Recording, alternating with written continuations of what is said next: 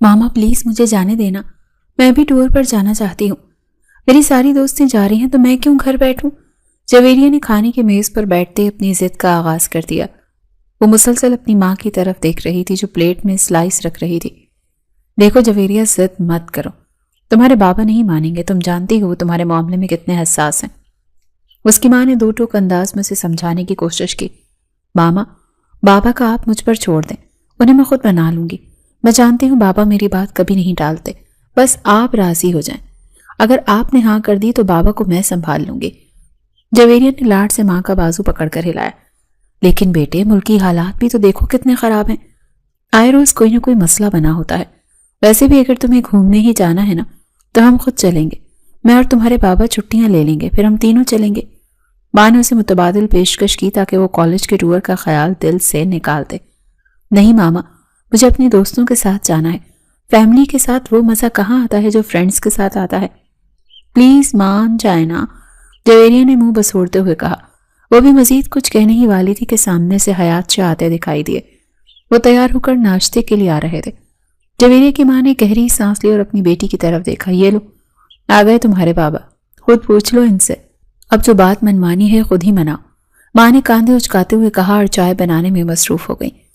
حیات شاہ کرسی پر بیٹھے اور مسکرا کر اپنی بیٹی اور بیگم کی طرف دیکھا۔ کیا بات ہو رہی ہے بھائی؟ کیا بات منوا رہی ہے میری بیٹی؟ اور صبح صبح میرے گھر میں اتنی بحث کیوں چل رہی ہے؟ حیات شاہ نے پرجوش انداز میں پوچھا۔ اس کی ماں نے فوراً حیات کی طرف دیکھتے ہوئے کہا، خود ہی پوچھ لیں اپنی بیٹی سے، صبح سے میرا دماغ کھا رکھا ہے۔ جویریہ نے فوراً کرسی کھسکی اور اپنے بابا کے قریب ہو گئی۔ بابا، میری ساری دوستیں ٹور پر جا رہی ہیں، ہمارا کالج ٹور جا رہا ہے نا پہاڑی علاقے میں، تو بابا میں بھی وہاں جانا چاہتی ہوں، سب جا رہے ہیں سوائے میرے۔ جویریہ نے معصومیت سے اپنا مدعا بیان کیا۔ حیات شاہ کے چہرے کی مسکراہٹ مدھم پڑ گئی۔ انہوں نے سنجیدگی سے جویریہ کی طرف دیکھا۔ بیٹا، حالات خراب ہیں اور تم ہماری اکلوتی اولاد ہو، تمہیں اس طرح اکیلے اتنی دور بھیجنا میرے لیے بہت مشکل ہے۔ اگر خدا نخواستہ کچھ ہو گیا تو ہم تو جیتے جی مر جائیں گے۔ کچھ نہیں ہوتا بابا، پلیز جانے دیں، میں دوستوں کے ساتھ انجوائے کرنا چاہتی ہوں، اور کوئی پہلی دفعہ تھوڑی جا رہی ہوں، پہلے بھی تو اسکول کے ٹرپس پر جاتی رہی ہوں نا، اب میں بڑی ہو گئی ہوں، اپنا خیال رکھ سکتی ہوں۔ جویریہ نے ضد کرتے ہوئے کہا۔ لیکن بیٹا حالات، حیات نے ابھی جملہ شروع ہی کیا تھا کہ جویریہ نے بات کاٹ دی۔ پلیز بابا، میں نہیں سنوں گی، بس مجھے اجازت دے دیں، میری ساری سہیلیاں میرا مذاق اڑائیں گی کہ میں ڈرپوک ہوں۔ اس نے منہ پھلا لیا۔ حیات شاہ اپنی بیٹی کے اترے ہوئے چہرے کو دیکھ کر زیادہ دیر انکار نہ کر سکے۔ وہ ان کی زندگی کی کل کائنات تھے۔ اوکے بابا کی جان، ٹھیک ہے، تم جا سکتی ہو۔ جویریہ اچھل پڑی۔ سچی بابا؟ ہاں سچی، لیکن اپنا پورا خیال رکھنا ہے، ہر وقت فون پاس رکھنا ہے، اور جہاں پہنچو گی مجھے اطلاع دینی ہے۔ حیات شاہ نے تاکید کی۔ تھینک یو سو مچ بابا، you are the world best بابا۔ جویریہ نے جوش میں اپنے بابا کے گلے میں باہیں ڈال دیں اور ان کے گلے پر پیار کیا۔ چلو اب ناشتہ تو کر لو، ماں نے ٹوکا۔ نہیں ماما، دیر ہو رہی ہے، مجھے تیاری کرنی ہے۔ جویریہ نے ایک سلائس اٹھایا اور بیگ کاندھے پر ڈالتے ہوئے باہر کی طرف بھاگی۔ بس ماما جا رہی ہوں میں، اب میری وین آ گئی ہے، بائے بابا، بائے ماما۔ وہ ہوا کے جھونکوں کی طرح آئی اور اسی طرح سے چلی گئی۔ اس کی ماں پیچھے سے آوازیں دیتی رہی لیکن وہ جا چکی تھی۔ گھر میں دوبارہ خاموشی چھا گئی۔ جویریہ حیات شاہ ایک معصوم، خوبصورت اور ماں باپ کی بے حد لاڈلی بیٹی تھی۔ وہ اپنے ماں باپ کی بہت منتوں و مرادوں کے بعد ملی تھی۔ حیات شاہ ایک یونیورسٹی پروفیسر تھے اور اپنی بیٹی سے حد سے زیادہ محبت کرتے تھے، جبکہ جویریہ کی ماں بھی کالج میں لیکچرار تھیں۔ جویریہ ہمیشہ سے گھر میں تنہا رہی تھی۔ ماں باپ اپنے اپنے کاموں پر ہوتے تھے اور خود وہ اسکول اور کالج جب لوٹتی تو گھر خالی ہوتا۔ شام کو جب ماں باپ واپس آتے تو وہ ان کے ساتھ وقت گزارتی۔ اسے بہن بھائیوں کی کمی بہت شدت سے محسوس ہوتی تھی۔ وہ ہمیشہ سے اکیلی پل کر بڑی ہوئی تھی، اسی لیے جہاں وہ اتنی لاڈلی تھی وہیں انتہا کی معصوم بھی نظر آتی تھی۔ وہ دنیا کی چالاکیوں سے ناواقف تھی، لیکن لاڈ پیار میں اپنے ماں باپ سے ہر چیز منوا لیتی تھی۔ آج بھی اس نے اپنی معصومیت اور ضد کے ہتھیار سے اپنے باپ کو شکست دے دی تھی اور اپنی مرضی کی اجازت حاصل کر لی تھی۔ جویریہ اپنے کمرے میں موجود تھی اور بیڈ پر اپنا ٹریول بیگ رکھے پیکنگ میں مصروف تھی۔ اس کا فون بجا اور اسکرین پر اس کے بہترین دوست کا نام جگمگا رہا تھا۔ جویریہ نے فوراً فون اٹھایا اور کان سے لگایا۔ ہاں بھائی، کیا بنا؟ انکل مانی یا نہیں؟ دوسری طرف سے بےتابی سے پوچھا گیا۔ ہاں یار، بابا مان گئے ہیں، بہت مشکل سے مانے ہیں، لیکن اجازت مل گئی ہے۔ جویریہ نے مسکراتے ہوئے کپڑے طے کر کے بیگ میں رکھتے ہوئے جواب دیا۔ ارے واہ، یہ ہوئی نا بات، اب دیکھنا ہم وہاں جا کر کیا کیا کرتے ہیں، بہت ہی انجوائے کرنے والے ہیں ہم لوگ۔ اس کی دوست نے یہ کہتے ہوئے خوشی کے ساتھ چیخ کر اپنی امیدوں کا اظہار کیا۔ اس کی آواز میں جوش تھا جو جویریہ کو بھی منتقل ہو رہا تھا۔ جویریہ کا ہاتھ ایک لمحے کے لیے رکا۔ اسے اپنے بابا کا وہ فکر مند چہرہ یاد آیا جو اجازت دیتے وقت اس نے دیکھا تھا، لیکن یار بابا بہت ڈرے ہوئے ہیں، وہ بار بار کہہ رہے تھے کہ حالات ٹھیک نہیں ہیں اور مجھے اپنا بہت خیال رکھنا ہوگا۔ ان کی پریشانی دیکھ کر مجھے تھوڑا عجیب لگ رہا ہے۔ جویریہ نے دھیمی آواز میں اپنے خدشے کا اظہار کیا۔ دوسری طرف سے اس کی دوست نے فوراً اسے روکا۔ اوفو جویریہ، تم بھی نا بس چھوٹی چھوٹی باتوں پر پریشان ہوتا رہتی ہو، کچھ نہیں ہوگا، ہمارے ساتھ ہو نا، دیکھنا کتنا انجوائے کرو گی۔ ماں باپ تو ہوتے ہی ایسے ہیں، ہر وقت فکر کرتے رہتے ہیں۔ تم بس اپنی پیکنگ پر دھیان دو اور کل صبح ٹائم پر پہنچ جانا۔ ہاں تو وہ میں جانتی ہوں کہ کالج ٹور تو ہمیشہ سے انجوائیبل ہی رہا ہے، بس دعا کرو کہ سب اچھا رہے۔ جویریہ نے خود کو تسلی دی۔ بہت جوش و خروش سے ٹور کی تیاریاں ہو رہی تھی۔ رات بھر جویریہ ٹھیک سے سو بھی نہیں سکی کیونکہ خوشی اور ہیجان کی کیفیت طاری تھی۔ صبح 7 بجے ہی انہیں پہاڑی علاقے میں جانے کے لیے نکلنا تھا۔ الارم بجنے سے پہلے ہی وہ جاگ چکی تھی۔ وہ جلدی سے تیار ہو کر باہر آئی۔ اس نے جینز کے ساتھ ایک لمبی شرٹ پہن رکھی تھی اور جاگرز پہن کر وہ مکمل طور پر سفر کے لیے تیار لگ رہی تھی۔ حیانشاہ اور ان کی بیگم لاؤنج میں اسی کا انتظار کر رہے تھے۔ بابا میں تیار ہوں، جویریہ نے اپنا بیگ سنبھالتے ہوئے کہا۔ حیانشاہ آگے بڑھا اور اس کے سر پر ہاتھ رکھا۔ بیٹا احتیاط کرنا، بس سے باہر اکیلے مت نکلنا اور اپنے اساتذہ کے ساتھ رہنا۔ جی بابا میں خیال رکھوں گی، اب مجھے اجازت دیں۔ اس نے جلدی سے ماں باپ سے اجازت لی اور کالج کی طرف روانہ ہو گئی تھی۔ گھر سے نکلتے ہی اسے تازگی کا احساس ہوا۔ وین اسے کالج کے گیٹ پر چھوڑ گئی جہاں پہلے ہی سے چہل پہل تھی۔ کالج کا میدان طالبات سے بھرا ہوا تھا اور ہر طرف رنگ برنگے کپڑوں اور بیگوں کا ہجوم تھا۔ سامنے ایک قطار میں کالج کی بڑی کوسٹرز اور گاڑیاں تیار تھیں جانے کے لیے۔ جویریہ نے اپنی دوستوں کو ڈھونڈا جو ایک گاڑی کے پاس کھڑی ہاتھ ہلا رہی تھی۔ وہ بھاگتی ہوئی اس کے پاس پہنچی۔ شکر ہے تم آ گئی، ہمیں لگا انکل نے عین وقت پر ارادہ بدل لیا ہوگا۔ اس کی دوست نے ہنستے ہوئے اس کا استقبال کیا۔ نہیں یار، میں آ گئی ہوں نا، بس اب جلدی سے بیٹھتے ہیں۔ جویریہ نے سکھ کا سانس لیا۔ وہ دونوں بس میں سوار ہو گئی۔ اندر لڑکیاں پہلے ہی اپنی اپنی سیٹوں پر قبضہ جمائے بیٹھی تھی۔ شور اور موسیقی کی آوازیں گونج رہی تھی۔ جویریہ کھڑکی والی سیٹ پر بیٹھنے لگی تو اس کی دوست اسے دیکھتے ہوئے گہرا سانس لیا اور خوشی سے بولی، یہی وہ وقت ہے جس کا ہم پورا سال انتظار کرتے ہیں۔ ایک واحد جگہ ٹور ہے جہاں جا کر یہ کالج والے ہمیں آزاد چھوڑ دیتے ہیں۔ اپنی مرضی سے زندگی انجوائے کرو، کوئی روک ٹوک نہیں، کوئی پڑھائی کی ٹینشن نہیں۔ اس کی دوست نے اسے یہ کہتے ہوئے اپنے ساتھ والی سیٹ پر بٹھایا تھا۔ جویریہ نے کھڑکی سے باہر دیکھا جہاں اساتذہ ابھی انتظامات کا جائزہ لے رہے تھے۔ بس کا انجن سٹارٹ ہوا تو اس کے دل کی دھڑکن بھی تیز ہو گئی۔ اسے محسوس ہوا کہ وہ واقعی اب ایک نئے سفر پر جا رہی ہے جہاں صرف ہنسی مذاق اور دوست ہوں گے۔ اسے اندازہ نہیں تھا کہ یہ سفر اس کی زندگی کو ہمیشہ کے لیے بدلنے والا ہے۔ فی الحال تو وہ صرف اپنی آزادی اور دوستوں کے سنگ ہونے والی تفریح کے خواب دیکھ رہی تھی۔ بس اپنی رفتار سے پہاڑی راستوں پر رواں دواں تھی۔ اندر موجود لڑکیوں کا شور آسمان کو چھو رہا تھا۔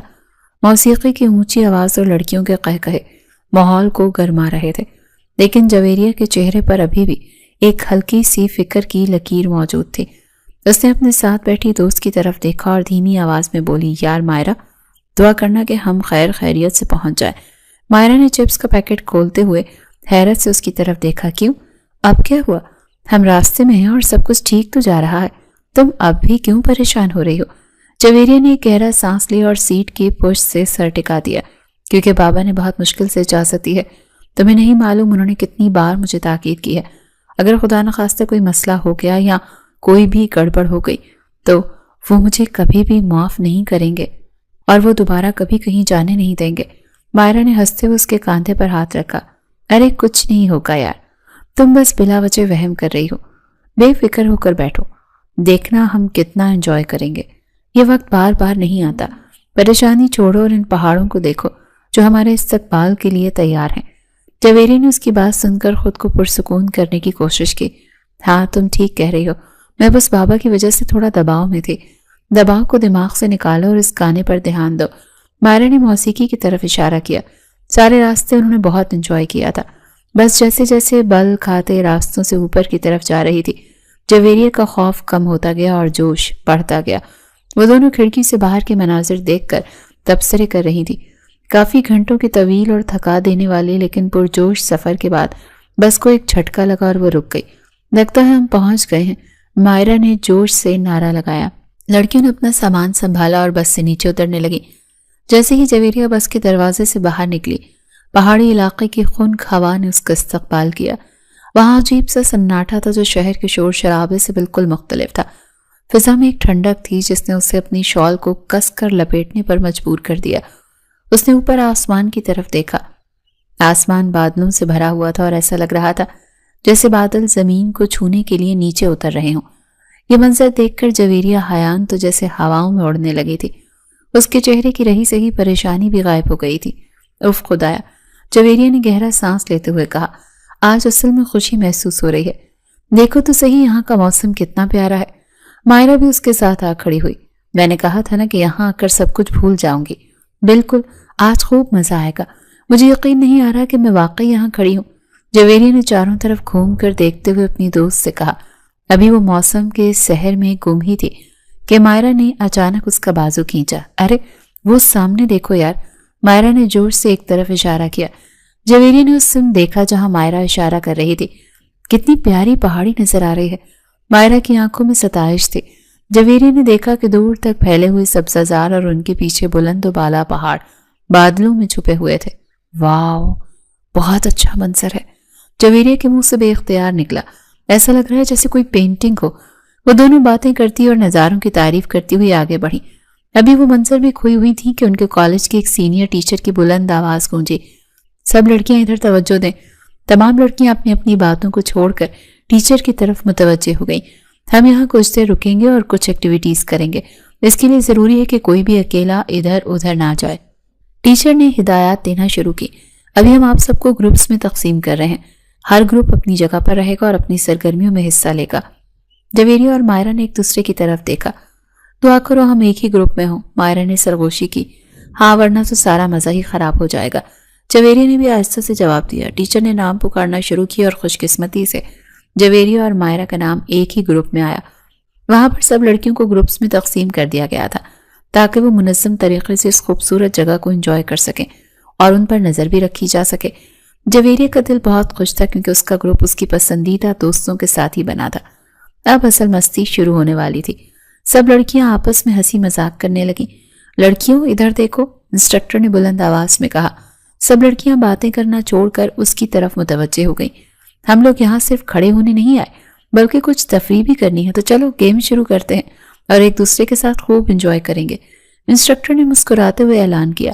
جویریہ نے حیرانگی سے ان کی طرف دیکھتے ہوئے سوال کیا، کون سی گیم؟ ہم یہاں پہاڑی پر کون سی گیم کھیل سکتے ہیں؟ انسٹرکٹر نے ہاتھ میں پکڑا ہوا ایک چھوٹا سا پیالہ ہلایا جس میں کاغذ کی پرچیاں پڑی تھی۔ ڈیئر گیم، اور کون سی گیم ہو سکتی ہے جو ایسے ماحول میں کھیلی جائے؟ مائرہ نے خوشی سے نعرہ لگایا، ارے واہ، یہ تو بہت مزیدار ہوگا، میں تو کب سے بور ہو رہی تھی۔ لیکن اس کے اصول کیا ہیں؟ ایک اور لڑکی نے پوچھا۔ بہت سادہ سے اصول ہیں، انسٹرکٹر نے وضاحت کی۔ ہم پرچیاں ڈالتے ہیں، ان میں سے ایک ایک پرچی سب اٹھائیں گے، جس کو جو ڈیئر ملا ہے اسے پورا کرنا ہوگا۔ کوئی بہانہ نہیں چلے گا اور نہ ہی کوئی پیچھے ہٹ سکتا ہے۔ کیا سب تیار ہیں؟ ہاں، ہم تیار ہیں، سب لڑکیوں نے ایک ساتھ شور مچایا۔ سب اس بات پر متفق تھیں کہ یہ کھیل یادگار ہوگا۔ پرچیوں کے پیالہ سب کے درمیان گھمایا گیا۔ لڑکیاں باری باری پرچیاں اٹھاتی گئیں اور قہقہ لگاتی گئیں۔ کسی کو گانا گانے کا ڈیئر ملا تو کسی کو ڈانس کرنے کا۔ ماحول بہت خوشگوار تھا اور اب جویریہ کی باری تھی۔ اس نے دھڑکتے دل کے ساتھ پیالے میں ہاتھ ڈالا اور ایک طے کی ہوئی پرچی نکالی۔ چلو جویریہ، جلدی سے کھولو اور بتاؤ تمہاری قسمت میں کیا لکھا ہے؟ مائرہ نے اسے کونی مارتے ہوئے کہا۔ جویریہ نے مسکراتے ہوئے پرچی کھولی۔ جیسے جیسے وہ عبارت پڑھتی گئی اس کے چہرے کی مسکراہٹ غائب ہوتی گئی اور رنگت پیلی پڑنے لگی تھی۔ کیا ہوا؟ کیا لکھا ہے؟ مائرہ نے بے صبری سے پوچھا۔ جویریہ نے پرچی اپنی دوست کی طرف بڑھا دی۔ یہ دیکھو، یہ کیا مذاق ہے؟ مائرہ نے پرچی لے کر بلند آواز میں پڑھا۔ وہ سامنے ہوڈی پہنے ایک لڑکا کھڑا ہے، اس لڑکے سے کچھ ایسا کہو کہ وہ تمہیں تھپڑ مارے۔ جویریہ نے غصے سے پیر زمین پر مارا۔ یہ کیسا ڈیئر ہوا؟ میں نہیں کھیلوں گی، یہ کوئی کھیل ہے بھلا؟ کسی اجنبی لڑکے سے تھپڑ کھاؤ۔ مائرہ اور باقی دوستیں اس کا چہرہ دیکھ کر ہنسنے لگی۔ ارے یہ تو بہت دلچسپ ہے، مائرہ نے ہنستے ہوئے کہا۔ سوچو کتنا مزہ آئے گا۔ تمہیں مزہ آئے گا، میرا تو منہ سوج جائے گا، میں یہ نہیں کروں گی۔ جویریہ نے پرچی واپس انسٹرکٹر کی طرف بڑھائی۔ میں یہ ڈیئر پورا نہیں کر سکتی، یہ ناممکن ہے۔ نہیں جویریہ، انسٹرکٹر نے سختی سے کہا، اصول تو اصول ہیں، یہ تو ڈیئر ہے، پورا تو کرنا ہی پڑے گا، تم کھیل چھوڑ کر نہیں جا سکتی۔ لیکن یہ کتنا عجیب ہے، میں ایک شریف گھرانے کی لڑکی ہوں، میں جا کر کسی لڑکے سے بدتمیزی کیسے کر سکتی ہوں کہ وہ مجھے مارے؟ جویریہ نے دلیل دی، اور دیکھو ایسے تم سارا مزہ کرکرا کر رہی ہو۔ اس کی دوست مائرہ نے اسے جذباتی کرتے ہوئے کہا، اگر تم نے نہیں کیا تو سب کہیں گے کہ جویریہ ڈرپوک ہے۔ ہاں بالکل، دوسری لڑکی نے لقمہ دیا۔ اتنی چھوٹی سی بات پر ڈر گئی؟ جویریہ کو اپنی انا مجروح ہوتی ہوئی محسوس ہوئی۔ وہ کبھی بھی کسی چیلنج سے پیچھے نہیں ہٹی تھی۔ دیکھو اگر ڈیئر پورا نہ کیا تو تم لوزر ہو، اور یہ بات کالج میں سب کو پتہ چل جائے گی کہ جویریہ حیان شاہ ایک لوزر ہے۔ مائرہ نے اسے چیلنج کیا۔ جویریہ غصے سے اٹھ کھڑی ہوئی، اس کی آنکھوں میں ایک چمک آ گئی تھی۔ یاد رکھنا، میں کبھی بھی لوزر نہیں بنوں گی۔ تو پھر چلو دیکھ لیتے ہیں، ابھی جاؤ اور کر کے دکھاؤ۔ مائرہ نے اسے مزید اکسایا۔ اس کی تمام دوستوں نے اس پر قہقہ لگا کر ہنسی تھی اور تالیاں بجائیں۔ میں اس لڑکے سے کیا کہوں گی؟ وہ خود کلامی کے انداز میں بڑبڑائی۔ اب باتیں مت بناؤ اور جاؤ۔ مائرہ نے اسے دھکا دیا، وہ دیکھو وہ وہیں کھڑا ہے۔ جویریہ نے نظر اٹھا کر دیکھا، کچھ ہی فاصلے پر وہ لڑکا کھڑا ان پہاڑیوں سے لطف اندوز ہو رہا تھا۔ سردی بھی حد سے زیادہ تھی، یہاں کی ٹھٹھراتی ہوائیں جسم کے اندر سے آر پار ہو رہی تھی، جس کی وجہ سے اس نے خود کو مکمل ڈھانپ رکھا تھا۔ وہ ان سب کی طرف کمر کر کے کھڑا تھا۔ جویریہ نے گہرا سانس لیا اور اپنے کپڑے جھاڑے۔ ٹھیک ہے، میں جا رہی ہوں، لیکن اگر اس نے مجھے زیادہ زور سے مارا تو تم سب ذمہ دار ہوگی۔ جویریہ نے اپنی دوستوں کو وارننگ دی۔ ہاں ہاں، ہم ذمہ دار ہیں، تم جاؤ تو صحیح۔ مائرہ نے ہنستے ہوئے اسے ہاتھ کے اشارے سے روانہ کیا۔ جویریہ بوجھل قدموں کے ساتھ اس انجان شخص کی طرف بڑھی۔ ہر قدم کے ساتھ اس کا دل بیٹھ رہا تھا، لیکن پیچھے سے آتی دوستوں کی ہنسی اسے رکنے نہیں دے رہی تھی۔ وہ نہیں جانتی تھی کہ وہ جس شخص کو چھیڑنے جا رہی ہے وہ کون ہے، اور یہ مذاق اسے کس مصیبت میں ڈالنے والا ہے۔ جویریہ آہستہ آہستہ قدم بڑھاتی ہوئی آگے جا رہی تھی، لیکن وہ اندر سے بہت زیادہ ڈر بھی رہی تھی۔ ہمت مت ہارنا جویریہ، بس جاؤ اور کر کے آؤ۔ اسے دوستوں کی آواز آئی۔ جویریہ نے پیچھے مڑ کر گھورا اور پھر سامنے دیکھا۔ اس نے ایک زوردار تھوک نکلتے ہوئے مزید قدم تیز کر دیے۔ مائرہ حیرانگی سے اس کی طرف دیکھ رہی تھی اور اپنی دوسری سہیلی کے کان میں سرگوشی کی۔ خاموش رہو، اسے معلوم نہیں ہونا چاہیے کہ ہم اسے دیکھ رہے ہیں، ورنہ یہ واپس آ جائے گی، اور یہ نہیں لگنا چاہیے کہ یہ ایک ڈیر ہے۔ کچھ ہی لمحوں کے بعد جویریہ اس اجنبی لڑکے کے بالکل پیچھے جا کر کھڑی ہوئی۔ وہ لڑکا ابھی تک وادی کے حسن میں کھویا ہوا تھا اور دوربین کے ساتھ دور پہاڑیوں کا جائزہ لے رہا تھا۔ اسے اپنے پیچھے کسی کی موجودگی کا احساس نہیں ہوا تھا۔ جویریہ نے کانپتے ہوئے ہاتھ سے اپنی جیب میں موجود سیاہی کی وہ چھوٹی سی شیشی نکالی جو وہ اکثر کیلیگرافی کے لیے اپنے بیگ میں رکھتی تھی۔ اس نے شیشی کا ڈھکن کھولا اور ایک لمبی سانس لی۔ ہیلو، جویریہ نے لرزتی ہوئی آواز میں اسے مخاطب کیا۔ اس لڑکے نے جو دوربین کے ساتھ پہاڑیوں کا جائزہ لے رہا تھا ایک دم سے مڑ کر اس کی طرف دیکھا۔ اس نے ہوڈی پہن رکھی تھی جس کی وجہ سے اس کا چہرہ واضح نہیں تھا، لیکن اس کی شخصیت بہت روبدار تھی۔ اس نے جویریہ کو دیکھا اور سپاٹ لہجے میں بولا، جی میڈم۔ جویریہ کے حلق میں الفاظ پھنس گئے، وہ اسے کیا کہے۔ اس نے آنکھیں بند کی اور ایک ہی سانس میں وہ جملہ کہہ دیا جو اس کے ذہن میں اٹکا ہوا تھا، وہ مجھے تھپڑ زیادہ زور کا نہ ماریے گا پلیز۔ لڑکے نے اپنی دوربین نیچے کی اور حیرت سے اپنی بھویں اچکائیں۔ اسے لگا شاید اس نے غلط سنا ہے۔ کیا مطلب؟ میں پاگل ہوں جو آپ کو تھپڑ ماروں گا؟ آپ خیریت سے تو ہیں؟ اس کی آواز میں حیرت اور ناگواری کا ملا جلا تاثر تھا۔ جویریہ کو اپنی سانس اٹکتی ہوئی محسوس ہوئی۔ اس کے پاس وقت کم تھا اور ہمت جواب دے رہی تھی۔ وہ میڈم، میں بھلا کیوں تھپڑ ماروں گا آپ کو؟ جائیے اپنا کام کیجیے۔ وہ یہ کہتے ہوئے دوبارہ سے پلٹا اور پہاڑوں کا جائزہ لینے لگا۔ اسے لگا یہ کوئی دیوانی لڑکی ہے۔ جویریہ نے مٹھی بھینچی۔ اب یہاں کبھی نہیں، آپ مجھے اس لیے تھپڑ ماریں گے کیونکہ میں آپ پر انک گرانے والی ہوں۔ اس نے الفاظ کہتے ہی ہاتھ میں پکڑی انک کی شیشی پوری قوت سے اس کے اوپر اچھال دی۔ نیلی سیاہی کا ایک بڑا ریلا اس کے مہنگے ترین برانڈڈ کپڑوں اور اس کے آدھے چہرے پر جا گرا۔ اسی لمحے ارم آفریدی ہکا بکا رہ گیا۔ اسے یقین نہیں آیا کہ اس کے ساتھ کیا ہوا ہے۔ وہ ایک لمحے کے لیے ساکت رہ گیا اور سیاہی اس کے چہرے سے ٹپک کر اس کی جیکٹ کو خراب کرنے لگی۔ غصے کی ایک شدید لہر اس کے چہرے پر ایک دم امڑ آئی۔ اس کی آنکھوں میں خون اتر آیا۔ تمہاری ہمت کیسے ہوئی؟ وہ دھاڑا، لیکن تب تک وہ لڑکی وہاں سے بھاگ چکی تھی۔ جویریہ نے پیچھے مڑ کر نہیں دیکھا۔ وہ سر پر دوڑتی ہوئی کچھ فاصلے پر جا کر رکی۔ اس کا سانس پھول رہا تھا اور دل حلق میں اٹکا ہوا تھا۔ اس نے وہیں سے مڑ کر چیخ کر کہا، سو سوری ڈیئر، میں نے تو تھپڑ بھی کھانا تھا لیکن میں نہیں رک سکی. آئی ایم سوری، مجھے ڈیئر ملا تھا، آپ کو غصہ دلانے کا، غلطی ہو گئی. ارحم آفریدی نے غصے سے اپنی مٹھی بھینچی. وہ اپنی جگہ سے ہلا تک نہیں، لیکن اس کا غصہ پہاڑ جتنا بلند تھا. اس کی ہمت کیسے ہوئی؟ یہ جانتی نہیں ہے میں کون ہوں؟ ایک معمولی سی لڑکی مجھ پر اینک پھینک کر چلی گئی. ارحم نے دانت پیستے ہوئے خود کلامی کی. میں انڈر ورلڈ کا بادشاہ ارحم آفریدی ہوں. لوگ میرا نام سن کر کانپتے ہیں اور اس نے میرا حلیہ بگاڑ دیا. اس نے اپنی جیب سے ٹیشو پیپر نکالا اور غصے سے رگڑ کر اپنا چہرہ صاف کرنے لگا. اس کی انا کو آج تک کسی نے اتنی بری طرح سے مجروح نہیں کیا تھا. دوسری طرف جویریہ بھاگتی ہوئی واپس اپنی دوستوں کے پاس پہنچ چکی تھی.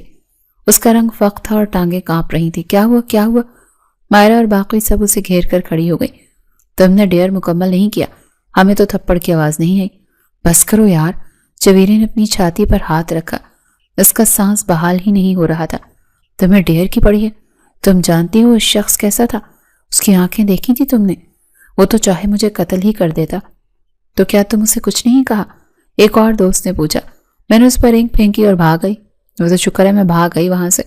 اس کی دوستوں نے منہ بنایا. میں نہیں جانتی کسی ڈیئر کو. مائرہ نے ضد کی. تم ذرا جاؤ نا، اسے تھپڑ کھا کر آؤ. شرط تو تھپڑ کی تھی. ہرگز نہیں.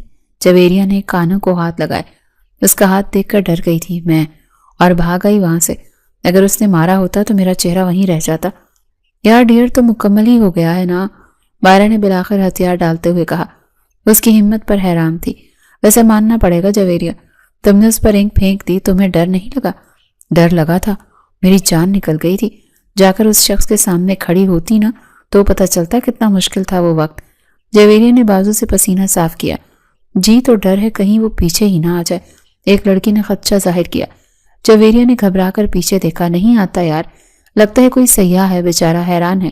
دیکھو تو صحیح کیسے اپنے کپڑے صاف کر رہا ہے. اب جلدی سے نکلو یہاں سے، مجھے یہاں ایک پل بھی نہیں رکنا. جویریہ بہت ڈری ہوئی تھی. وہ اس ویو پوائنٹ سے جلدی سے نکل جانا چاہتی تھی، اس سے پہلے کہ وہ اجنبی اپنا غصہ نکالنے کے لیے ادھر کا رخ کرے. اسے خبر نہیں تھی کہ جس شخص کو وہ بیچارہ سیاح سمجھ رہی تھی وہ کون ہے اور کس بلا کا نام ہے. ارحم آفریدی کو اس لڑکی پر بہت غصہ آ رہا تھا. وہ وہیں کھڑا ٹیشو سے اپنی جیکٹ اور چہرے کو رگڑ رہا تھا، لیکن نیلے نشانات اتنی آسانی سے جانے والے نہیں تھے. اس کا خون کھول رہا تھا. کون لڑکی ہے جس کی اتنی ہمت ہوئی کہ مجھ پر اینک گرا کر گئی ہے؟ ارحم نے دانت پیستے ہوئے خود کلامی کی. اس کے بارے میں مکمل معلومات لینی ہی پڑے گی. اس کو وہ سبق سکھاؤں گا کہ یہ زندگی بھر یاد رکھے گی. یہ جانتی نہیں ہے ارحم آفریدی کو. میرے نام پر بھی دنیا ڈرتی ہے اور یہ 2 ٹکے کی لڑکی میرے سامنے کھڑی ہو کر مجھ پر سیاہی گرا کر چلی گئی.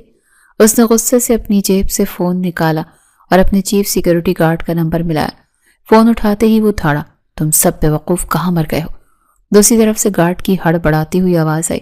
سر ہم ہوٹل کی لابی میں ہیں جیسا آپ نے حکم دیا تھا. کیا آپ کو تنہائی چاہیے؟ فوراً ویو پوائنٹ پر پہنچو. 1 منٹ کے اندر مجھے تم سب یہاں چاہیے ہو. ارحم نے فون بند کر کے جیب میں ڈالا. چند ہی لمحوں میں 2 کالی گاڑیاں وہاں کر رکی. ان میں سے 4 مسلح محافظ بھاگتے ہوئے ارحم کے پاس آئے. جیسی ان کی نظر ارحم کے چہرے اور کپڑوں پر پڑی ان کے رنگ فک ہو گئے. سر یہ کیا ہوا؟ کس نے کیا؟ ایک گارڈ نے خوفزدہ ہو کر پوچھا. تم لوگ کسی کام کے نہیں ہو، ارحم نے چیخ کر کہا. مجھے ابھی اور اسی وقت اس ویو پوائنٹ میں لگے CCTV کیمروں سے ویڈیو نکلوانی ہے. جاؤ اور انتظامیہ کے سر پر سوار ہو جاؤ. مجھے وہ فوٹیج چاہیے. جی سر ابھی لاتے ہیں. گارڈز نے سر ہلایا. اور سنو، ارحم نے انہیں روکا. جلدی سے اس لڑکی کے بارے میں معلومات لو جو مجھ پر اینک گرا کر گئی ہے. CCTV میں سب کچھ نظر آ جائے گا. اس کا چہرہ، اس کے ساتھ ہی سب کچھ. اور مجھے یہ کام 1 گھنٹے کے اندر اندر چاہیے. مجھے کوئی بہانہ نہیں سننا. محافظوں نے فوراً تعمیل کی اور انتظامیہ کے دفتر کی طرف بھاگے. ارحم وہیں کھڑا رہا. اس کا موڈ اتنا خراب ہو چکا تھا کہ وہ اب کسی قدرتی منظر کو دیکھنے کا روادار نہیں تھا. وہ اپنی گاڑی میں جا کر بیٹھا. دوسری طرف اس کے محافظوں نے ویو پوائنٹ کی انتظامیہ کو دباؤ میں لے لیا. یہاں پر لوگوں کا آنا جانا کافی تھا. اسکول ٹرپس اور کالج ٹرپ اس ویو پوائنٹ پر آتے تھے. اسی وجہ سے یہاں پر حفاظت کے لیے کچھ CCTV کیمراز نصب تھے. کچھ ہی دیر کے بعد انہوں نے اس ویو پوائنٹ کی ساری ویڈیوز نکلوا لی تھی. گارڈ ٹیبلٹ لے کر گاڑی کے پاس آیا. جب ارحم پچھلی سیٹ پر بیٹھا غصے سے پہلو بدل رہا تھا. سر ویڈیو مل گئی ہے. گارڈ نے ڈرتے ڈرتے ٹیبلٹ اس کی طرف بڑھایا. ارحم نے ٹیبلٹ چھین لیا اور ویڈیو پلے کی. اسکرین پر صاف نظر آ رہا تھا کہ کیسے وہ لڑکی ڈرتے ڈرتے اس کے پیچھے آئی، کیسے اس نے اینک پھینکی اور پھر بھاگ گئی. ارم نے ویڈیو کو زوم کیا، اب اس کا چہرہ صاف دکھائی دے رہا تھا۔ جیسے ارم آفریدی نے وہ ویڈیو دیکھی اور اس لڑکی کو بھاگتے ہوئے مسکراہٹ دیکھی، اس کا غصہ اور بھی زیادہ عروج پر جانے لگا۔ یہ کون ہے اور کہاں سے آئی ہے؟ ارم نے گارڈ کی طرف دیکھ کر پوچھا۔ سر ہم پتہ کروا لیا ہے، گارڈ نے مؤدبانہ انداز میں جواب دیا۔ یہ ایک کالج کا ٹور ہے جو اسلام آباد سے آیا ہے۔ یہ کالج ٹور کہاں رکا ہوا ہے؟ ارم کی آواز سرد تھی۔ اس کی محافظ نے اس ہوٹل کا نام بتایا۔ سر یہ پائن ویو ہوٹل میں ٹھہرے ہوئے ہیں۔ ٹھیک ہے، ارم نے ایک شیطانی مسکراہٹ کے ساتھ کہا۔ اس کے بارے میں مزید معلومات لو۔ کب واپس جا رہے ہیں یہ لوگ؟ سر ہماری اطلاع کے مطابق یہ کل صبح سویرے واپسی کے لیے روانہ ہوں گے۔ ارم نے ٹیک لگا لی۔ اس کے دماغ میں ایک منصوبہ تیار ہو چکا تھا۔ جب یہ واپس جائیں ان کی بس کا راستہ روک لینا، شہر سے نکلتے ہی سنسان علاقے میں بس کو روکنا۔ ارم نے حکم صادر کیا۔ بس کو روکنا ہے سر؟ گارڈ نے تصدیق چاہی۔ ہاں، اور یہ لڑکی جو تم اس ویڈیو میں دیکھ رہے ہو۔ ارم نے انگلی سے جویریہ کے چہرے پر ضرب لگائی۔ اس لڑکی کو ہر حال میں میرے پاس لے کر آنا، میں اسے وہیں ملوں گا، اس کا وہ حشر کروں گا کہ زندگی بھر یاد رکھے گی وہ ارم آفریدی کو۔ جی سر، حکم کی تعمیل ہوگی۔ گارڈ نے سر جھکایا۔ ارم آفریدی وہ انسان تھا جس کی آئیڈیل لڑکی ابھی تک کسی دنیا میں پیدا ہی نہیں ہوئی تھی۔ اس کی ماں شانزہ آفریدی اسے بہت سی لڑکیوں کی تصویریں دکھا چکی تھی، لیکن اسے کوئی لڑکی پسند نہیں آ رہی تھی۔ وہ کچھ دن پہلے ہی اپنی تعلیم مکمل کر کے لندن سے پاکستان لوٹا تھا۔ وہ یہاں کے امیر ترین شخص سکندر آفریدی کا اکلوتا بیٹا تھا، جو اربوں کروڑوں کی جائیداد کا مالک تھا اور پوری دنیا ان کے نام سے واقف تھی۔ آج وہ ان پہاڑی علاقوں کی سیر کو آیا تھا، کیونکہ جب سے وہ لندن سے واپس آیا تھا اپنے باپ کے ساتھ آفس کے کاموں میں الجھا ہوا تھا۔ تھوڑی دیر کے بعد اپنے ذہن کو سکون دینے کے لیے باہر نکلنا چاہتا تھا، لیکن آج اس کے ساتھ جب یہ واقعہ ہوا تو اس کا سکون برباد ہو چکا تھا۔ یہ معمولی لڑکیاں، ارم نے نفرت سے کہا، انہیں لگتا ہے یہ کچھ بھی کر کے بچ جائیں گی۔ اسے عام مڈل کلاس لڑکیاں بالکل اچھی نہیں لگتی تھیں، اور آج ایک عام سی لڑکی اس پر انک پھینک کر چلی گئی تھی۔ یہی غصہ اسے بری طرح جلا رہا تھا۔ اس نے فیصلہ کر لیا تھا کہ وہ اس لڑکی کی زندگی اجیرن کر دے گا۔ اگلے ہی دن ان کی بس واپسی کے لیے روانہ ہوئی۔ صبح کا وقت تھا اور سب لڑکیاں بہت خوش تھیں کہ ٹور بہت اچھا جا رہا ہے۔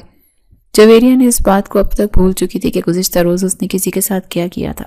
اسے لگ رہا تھا کہ وہ ایک معمولی سا واقعہ تھا جو وہیں ختم ہو گیا۔ بس میں بیٹھتے ہی مائرہ نے اسے کوہنی ماری۔ کیوں بھائی، اب تو ڈر نہیں لگ رہا اس ہوڈی والے آدمی سے؟ جویریہ نے لاپرواہی سے ہاتھ ہلایا۔ ارے چھوڑو بھی مائرہ، وہ قصہ تو میں بھول بھی گئی۔ وہ بیچارہ تو کب کا اپنے گھر جا چکا ہوگا، تم بلا وجہ مجھے یاد دلا رہی ہو۔ اب ہمیں گھر جانے کی خوشی منانی چاہیے۔ ہاں یہ تو ہے، چلو شکر ہے جان بچی۔ مائرہ نے بھی سکون کا سانس لیا۔ سفر ہنسی خوشی کٹ رہا تھا۔ شام کا سایہ گہرا ہونے لگا تو جویریہ نے اپنا فون نکالا۔ اسے یاد تک اس نے بابا کو وقت کی اطلاع دی تھی۔ اس نے نمبر ملایا۔ دوسری طرف سے حیان شاہ نے پہلی ہی گھنٹی پر فون اٹھا لیا۔ ہیلو بابا، جویریہ نے چہکتے ہوئے کہا۔ جی بیٹا، کہاں پہنچی ہو تم؟ میں کب سے تمہارے ہی فون کا انتظار کر رہا ہوں۔ سب خیریت تو ہے نا؟ حیان شاہ کی آواز میں بے چینی تھی۔ جی بابا، سب خیریت ہے، ہم بس پہنچنے ہی والے ہیں۔ بس رات 8 بجے تک پہنچ جائیں گے اور آپ مجھے کالج کے گیٹ سے پک کر لیجیے گا۔ ٹھیک ہے بیٹا، میں وقت سے پہلے ہی موجود ہوں گا۔ اللہ تمہیں اپنے حفظ و امان میں رکھے۔ حیان شاہ نے تسلی دی اور فون بند کر دیا۔ جویری نے اطمینان سے فون بیگ میں رکھا۔ وہ بہت تھک چکی تھی۔ اس نے اپنی سیٹ کی پشت سے سر ٹکایا اور آنکھیں موند لی۔ میں تھوڑی دیر سو لوں، مائرہ جب پہنچ جائے تو مجھے جگا دینا۔ ٹھیک ہے، تم آرام کرو، مائرہ نے کہا اور خود بھی ہیڈ فون لگا لیے۔ بس سنسان سڑک پر تیزی سے دوڑ رہی تھی۔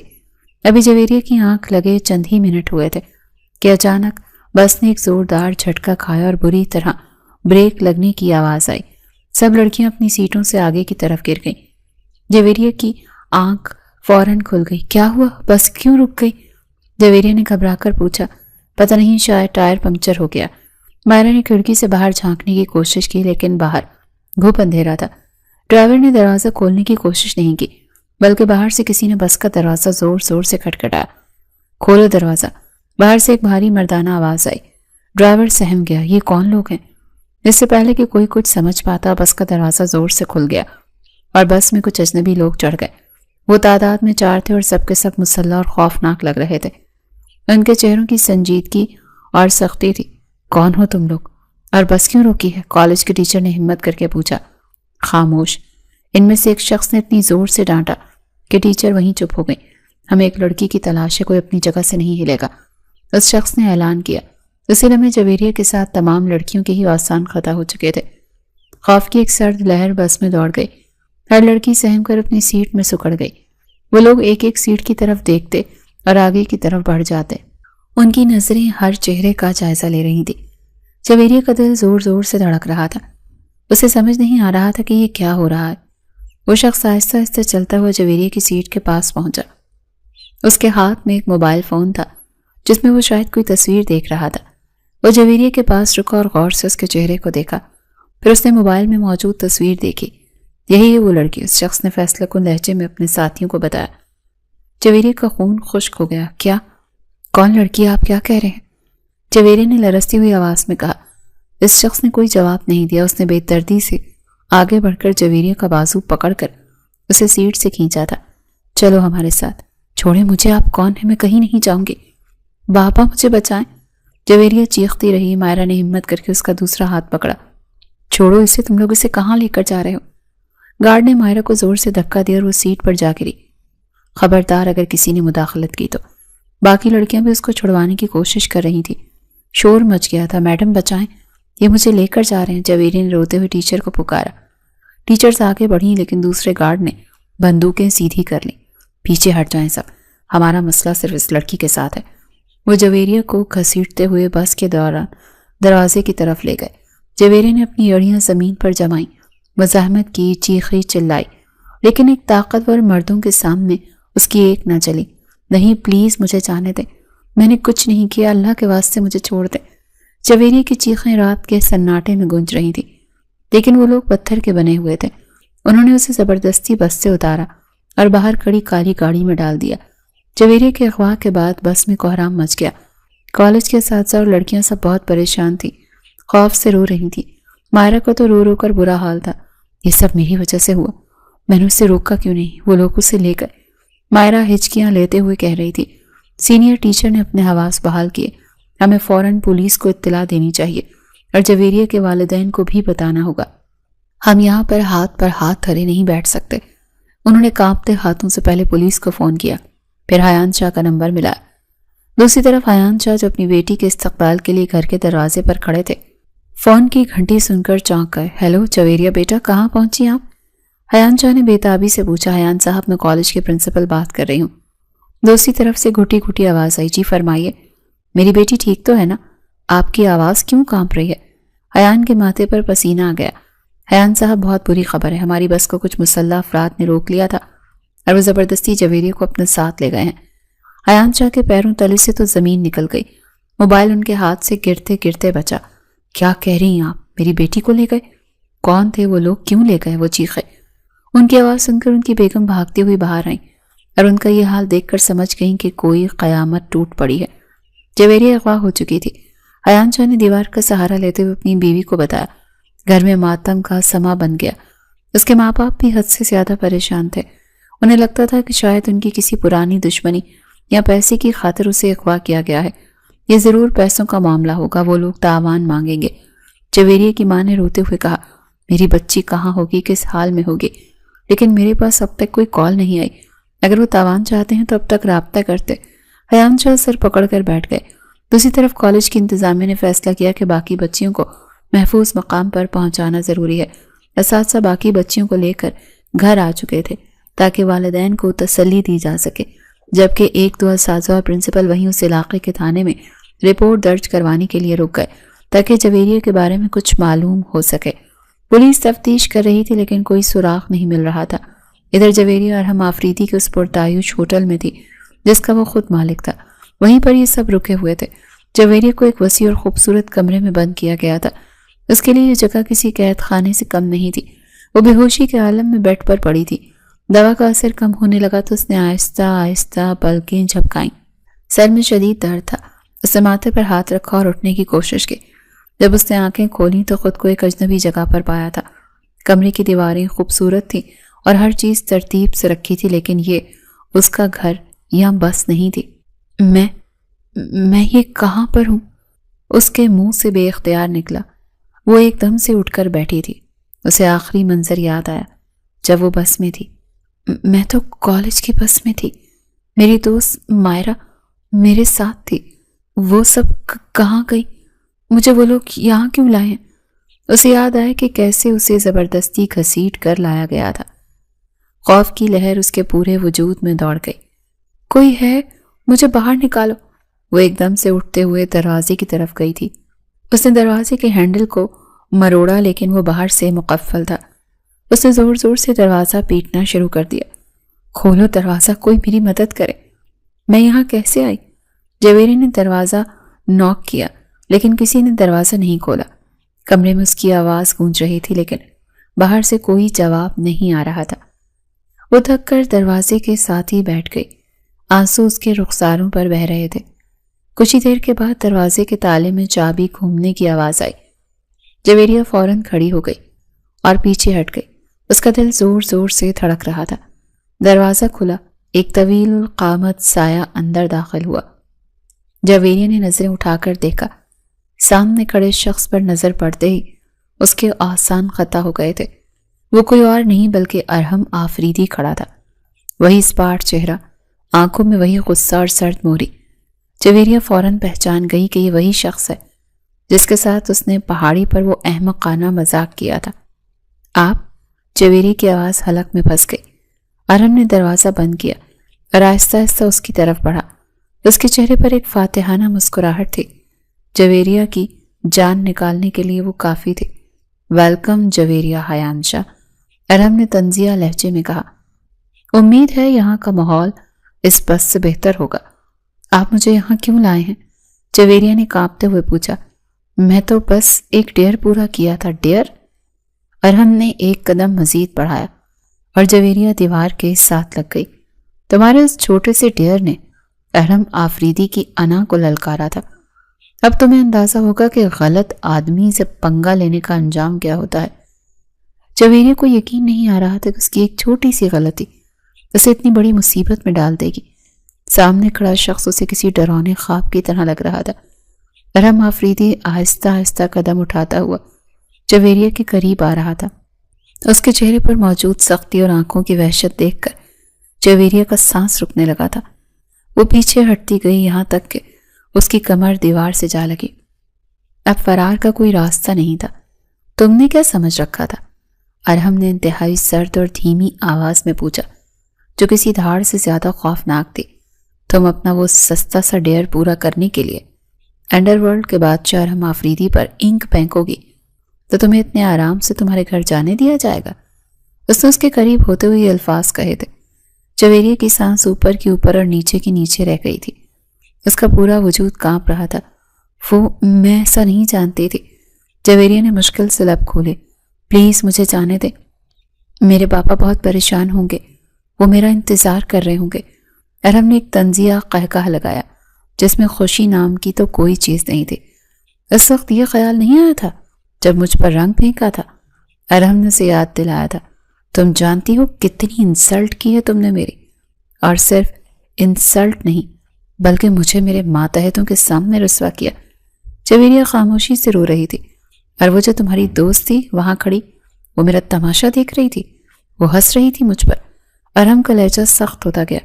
تم لوگوں کے لیے یہ ایک مذاق تھا لیکن میرے لیے یہ میری عزت کا سوال تھا۔ اس چیز کی سزا تمہیں نہ دیتا تو یہ ارحم آفریدی کی شان کے خلاف تھا۔ لوگ کیا کہتے کہ ارحم آفریدی ایک لڑکی سے ہار گیا؟ اب کی بار وہ جویریہ کے بالکل قریب تھا اور اس کی آنکھوں میں آنکھیں ڈال کر بات کر رہا تھا۔ جویریہ نے خوف سے اپنی آنکھیں بند نہیں کی بلکہ بے بسی سے اس کی طرف دیکھا۔ اس کی آنکھوں میں خوف کے ساتھ ساتھ ایک معصومیت بھی تھی جو ارحم کو غیر متوقع لگی۔ ان آنکھوں میں کچھ ایسا تھا جو یہ پہلی دفعہ دیکھ رہا تھا۔ وہ جس لڑکی کو سزا دینے کے لیے یہاں لے کر آیا تھا، وہ لڑکی اسے قریب سے دیکھنے پر عجیب محسوس ہوئی تھی۔ اس کا چہرہ ان سب ماڈرن اور چالاک لڑکیوں سے مختلف تھا جن کو وہ آج تک رد کر چکا تھا۔ اس کی معصومیت میں ایک ایسی کشش تھی جس نے ارحم کے غصے کی دیوار میں درار ڈال دی تھی۔ ارحم چند لمحے کے لیے خاموش ہو گیا۔ اسے ڈرانا چاہتا تھا، اسے توڑنا چاہتا تھا، لیکن اس کی آنکھوں کی نمی اسے روک رہی تھی۔ لیکن پھر اسے اپنی بے عزتی یاد آئی۔ وہ منظر اس کی آنکھوں کے سامنے گھوم گیا جب اس کا چہرہ نیلا پڑ گیا تھا۔ کیوں کیا تم نے ایسا؟ ارحم نے دوبارہ سختی سے پوچھا۔ جواب دو مجھے۔ جویریہ نے اپنی دونوں ہاتھ جوڑ دیے۔ وہ اب بحث کرنے یا صفائی پیش کرنے کی حالت میں نہیں تھی۔ معاف کر دیں مجھے پلیز۔ جویریہ نے روتے ہوئے التجا کی، مجھے جانے دیں، میں آپ سے ہاتھ جوڑ کر معافی مانگتی ہوں، مجھ سے غلطی ہو گئی، میں آئندہ کبھی ایسی حرکت نہیں کروں گی، بس مجھے میرے گھر جانے دیں۔ وہ اس کے سامنے ہاتھ جوڑے کھڑی تھی اور اس کے آنسو مسلسل بہہ رہے تھے۔ ارم آفریدی جسے دنیا کا کوئی انسان نہیں جھکا سکتا تھا، آج اس لڑکی کی بے بسی دیکھ کر اندر سے ہل گیا تھا۔ اب کی بار ارم کو اس پر غصہ نہیں آ رہا تھا، اس کا ارادہ تھا کہ اسے مزید ڈرائے گا، اسے بھوکا رکھے گا، اسے رلائے گا، لیکن اس کی حالت دیکھ کر اس کا سارا منصوبہ خاک میں مل گیا تھا۔ اسے سمجھ نہیں آ رہا تھا کہ وہ کیا کرے۔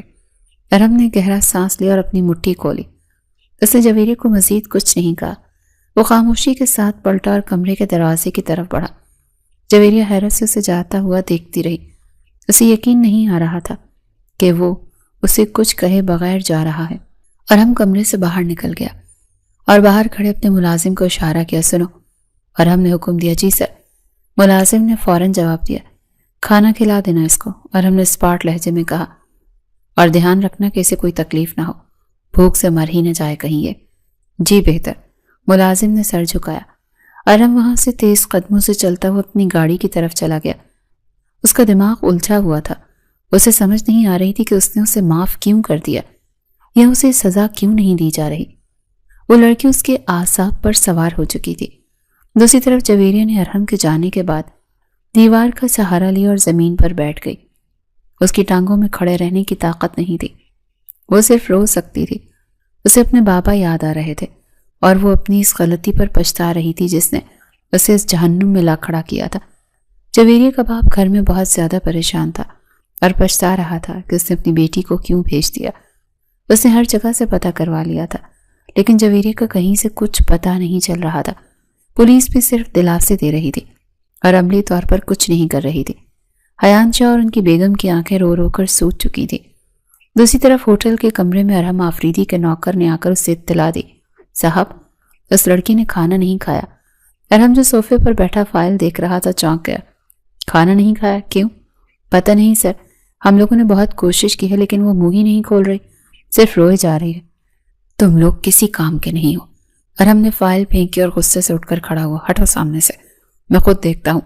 وہ خود تیز قدموں سے وہاں پر پہنچا، دروازہ کھول کر اندر داخل ہوا تو جویریہ گھٹنوں میں سر دیے بیٹھی تھی۔ کھانا کھا لو، ارم نے سخت لہجے میں کہا، کب تک بھوکی رہو گی؟ میرے پاس اور بھی بہت سے کام ہیں، میں تمہارے نخرے نہیں اٹھا سکتا۔ جویریہ نے سر اٹھایا، اس کی آنکھیں سرخ تھیں۔ جب تک آپ کو یہ احساس نہیں ہو جاتا کہ آپ میرے ساتھ غلط کر رہے ہیں، اس نے ہچکیوں کے درمیان کہا، آپ مجھے یہاں قید رکھ کر بہت بڑا گناہ کر رہے ہیں۔ غلط میں کر رہا ہوں؟ ارم نے اس کے سامنے جھک کر اس کی آنکھوں میں دیکھا، غلط تم نے کیا تھا میرے ساتھ، یاد نہیں تمہیں؟ تم نے میرا حلیہ بگاڑا تھا، میری تذلیل کی تھی، معافی مانگ رہی ہوں نا؟ جویریہ بلک پڑی، اور کیا کر سکتی ہوں اس وقت؟ میری جان لے لیں گے کیا؟ میں نے ایک نادانی کی تھی، لیکن آپ تو پڑھے لکھے ہو کر بھی جانور بن رہے ہیں۔ وہ اس وقت بلک بلک کر رو رہی تھی۔ اس کی سسکیاں ارم آفریدی کے کانوں پر پڑ رہی تھی، جن سے اسے اپنے سینے میں عجیب سی بے چینی محسوس ہو رہی تھی۔ وہ اسے مزید ڈانٹنا چاہتا تھا لیکن الفاظ اس کے حلق میں پھنس گئے۔ وہ خاموشی سے پلٹا اور کمرے سے نکل گیا۔ ساری رات ارم کی آنکھوں سے نیند غائب رہی، نہ جانے کیوں ارم بے چین رہا تھا۔ اسے بار بار جویریہ کا روتا ہوا چہرہ یاد آ رہا تھا۔ اگلے دن ارم اپنے گھر اسلام آباد جانے کے لیے تیار ہو رہا تھا جب اس کے نوکر نے آ کر پوچھا، صاحب اس لڑکی کا کیا کرنا ہے؟ کیا اسے یہیں چھوڑنا ہے؟ او ہاں، اس لڑکی کا؟ ارم نے پیشانی مس لی۔ اس نے اچانک فیصلہ کرنا پڑا، لے آؤ اسے، گاڑی میں بٹھاؤ، میں اسے خود چھوڑ کر آؤں گا۔ 2 ہی دن میں جویریہ کی رنگت زرد پڑ چکی تھی، خوف کی وجہ سے اس کی آنکھوں کے نیچے سیاہ حلقے نظر آنے لگے تھے۔ وہ لڑکھڑاتی ہوئی باہر آئی۔ بیٹھو گاڑی میں، ارم نے حکم دیا۔ جویریہ خاموشی سے پچھلی سیٹ پر بیٹھ گئی۔ ارم نے گاڑی سٹارٹ کی۔ کہاں پہ رہتی ہو تم؟ اس نے ڈرائیونگ سیٹ سے شیشے میں دیکھتے ہوئے پوچھا۔ جویریہ نے ڈرتے ہوئے اسے اپنے گھر کا ایڈریس بتایا۔ وہ یہ نہیں جانتی تھی کہ گھر والوں کی کیا حالت ہوگی۔ اس کے بابا بھی اسے ڈھونڈ ڈھونڈ کر تھک کر بیٹھ گئے تھے، نا امیدی کے سائے گہرے ہو چکے تھے۔ گاڑی شہر کی سڑکوں پر دوڑ رہی تھی۔ جیسے ہی گاڑی اس کے محلے میں داخل ہوئی، لوگوں کی نظریں اس بڑی اور مہنگی گاڑی پر جم گئی۔ یہ ایک متوسط طبقے کا محلہ تھا جہاں ایسی گاڑیاں کم ہی نظر آتی تھی۔ جیسے ہی گاڑیاں جویریہ کے گھر کے سامنے رکی، پورا محلہ دیکھ رہا تھا کہ جویریہ ایک بڑی سی گاڑی سے اتری تھی۔ جس کے پیچھے ایک باڈی گارڈ کی گاڑی بھی تھی جس سے مسلح افراد نکلے تھے۔ جویریہ کو دیکھتے ہی محلے کے لوگ گھروں سے باہر نکل آئے تھے۔ سب لوگ مشکوک نظروں سے دیکھ رہے تھے۔ جویریہ نے اپنے دوپٹے میں منہ چھپایا اور گھر کی طرف بھاگی۔ اس کا باپ گھر سے باہر آیا۔ اس نے جیسے ہی اپنی بیٹی کو دیکھا تو دیوانہ وار اس کی طرف بھاگا، لیکن محلے والے جو مختلف قسم کے جملے کس رہے تھے ان کی آوازیں حیان شاہ کے کانوں میں سیسا پگھلا کر ڈالنے لگی۔ دیکھو ذرا، یہ وہی لڑکی ہے نا جس کے اغوا کا شور مچا تھا؟ ایک پڑوسی نے اونچی آواز میں طنز کیا۔ بیٹی 2 دن سے کسی کے ساتھ گھوم پھر رہی ہے اور یہاں باپ نے ڈرامہ رچایا ہوا ہے کہ بیٹی اغوا ہو گئی ہے۔ دوسرے نے لقمہ دیا۔ ہاں بھائی، اغوا کرنے والے ایسی بڑی گاڑیوں میں چھوڑنے تھوڑی نہ آتے ہیں، یہ تو کوئی امیر عاشق لگتا ہے۔ تیسرے نے زہر خوند لہجے میں کہا۔ اس کا باپ یہ سن کر خون کے آنسو رونے لگا تھا۔ ان کی عزت کا جنازہ نکل چکا تھا۔ اس نے اپنی بیٹی کو گلے لگانے کے بجائے غصے اور نفرت سے ارحم کی طرف دیکھا جو گاڑی کے پاس کھڑا تھا، اور جاتے اس نے ارحم کا گریبان پکڑنا چاہا۔ حیان شاہ غصے سے کانپ رہے تھے۔ تم کون ہو؟ کون ہو تم؟ حیان شاہ چیخے، لیکن ارحم اس وقت بالکل خاموش کھڑا تھا۔ وہ چاہتا تو اپنے گارڈ کے ذریعے حیان شاہ کو دور پھینکوا سکتا تھا، لیکن اس نے ایسا نہیں کیا۔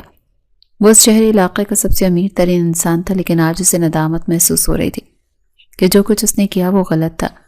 اسے احساس ہوا کہ اس کے غصے نے نہ صرف ایک لڑکی کو سزا نہیں دی بلکہ آج ایک باپ کی پگڑی اچھالی ہے، وہ بھی صرف اس کی وجہ سے۔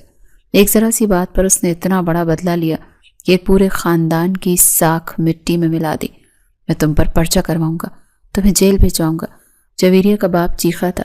تم نے میری بیٹی کی زندگی برباد کر دی، لوگ مجھ پر تھوک رہے ہیں، میری عزت خاک میں ملا دی۔ حیان شاہ نے اسے دھکا دیا، لیکن وہ اپنی جگہ سے ہلا بھی نہیں۔ ارحم بالکل خاموش کھڑا تھا اور اس کی نظریں جھکی ہوئی تھی۔ اس کے دل میں عجیب سی کیفیت تھی جس سے پہلے کبھی نہیں ہوئی تھی۔ اسے جویریہ کے باپ کی گالیاں اور دھمکیاں بری نہیں لگ رہی تھی، بلکہ اسے اپنے کیے پر پچھتاوا ہو رہا تھا۔ پتہ نہیں کیوں تھا یہ سب۔ شاید اسے جویریہ سے محبت ہو چکی تھی اور اسے خبر بھی نہیں ہوئی تھی۔ وہ وہاں کھڑا اپنی ہی عدالت میں مجرم بن چکا تھا اور فیصلہ اب وقت کے ہاتھ میں تھا۔